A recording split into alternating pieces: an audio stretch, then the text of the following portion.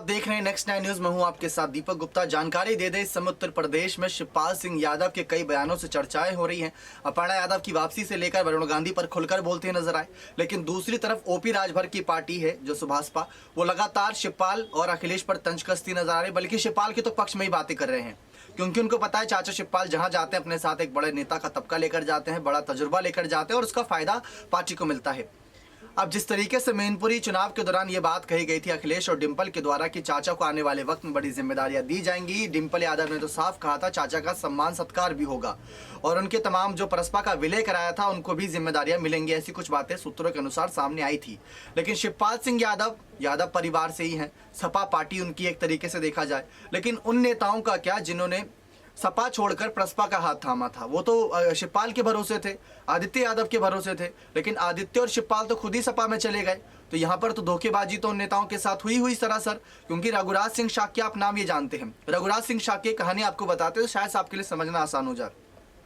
रघुराज सिंह शाक्य मुलायम के समय सपा पार्टी में थे, मुलायम के अध्यक्ष पद से हटने के बाद प्रसपा में आ गए थे जब प्रसपा का गठन हुआ था। फिर उसके बाद जब प्रसपा में देखा कि शिवपाल ने अखिलेश का ही समर्थन किया तो वो प्रसपा छोड़कर भी बीजेपी में चले गए थे। तो वही हालत है अभी उन नेताओं की जो प्रसपा में है, कि जिन्होंने शिवपाल का सही समय पर साथ दिया आज वो इस वजह से पीछे हटते नजर आ रहे हैं क्योंकि उनके पास कुछ यहाँ पर करने को है ही नहीं।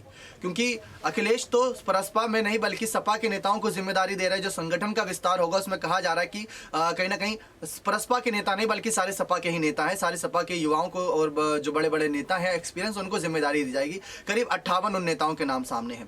तो ओपी राजभर के बेटे अरुण राजभर ने इसी बात पर निशाना साधा और अखिलेश डिंपल के धोखे पर खुलकर बोलते नजर आए कि इन्होंने पार्टी को लेकर बढ़ी चढ़कर बातें की गई कि ऐसी ऐसी जिम्मेदारियां दी जाएंगी, संगठन का विस्तार होगा, सही समय पर सबको सही जिम्मेदारियां मिलेंगी। लेकिन अभी जो पहली सूची सामने आई संगठन विस्तार को ले, उसमें कहा कि 58 नेताओं में प्रसपा के एक भी नेता का नाम सामने नहीं।